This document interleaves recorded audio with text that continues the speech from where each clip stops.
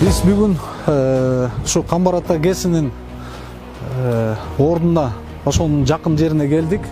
Мынакей Нарын дарыясы, Камбар Ата ГЭСтин платинасы о жерде болот. Жанагы таштар түшүп агым болгон жердин ошол жерде платинанын осу ошол жерге түшөт. Кудай буйрса. Анан ошол жерден туннелдер казылып келип, жана инженерный туннелдердин бардыгы бул жактан чыгат, Нарын дарыясы бурулат. Бул стратегиялык жактан да, бизге келечектеги энергия безопасность жагынан да, абдан керектүү нерсе. Ушул жерде 5 миллиард кубтан ашык суу топтолот.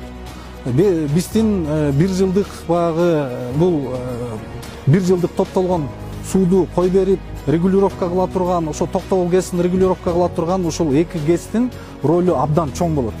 Бүтүн Орто Азияга жакшы жагынан эле, терс жагынан эмес, мен толук кепилдик менен айтам, только жакшы жагынан таасир.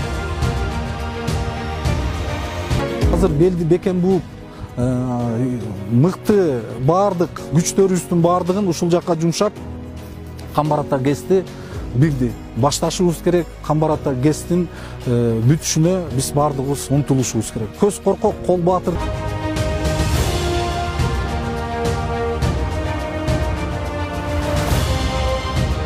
Миллион деген мигранттарыбыз сыртта жүрүп атат. Бийик квалификацияга ээ болгон инженерлерибиз, строительдерибиз, гидростроительдерибиз башка мамлекетте бүгүнкү күндө кызмат кылып атат. Ошолордун бардыгы келип ушул жерде канча жыл эмгек кылат, айлык маяназын алат.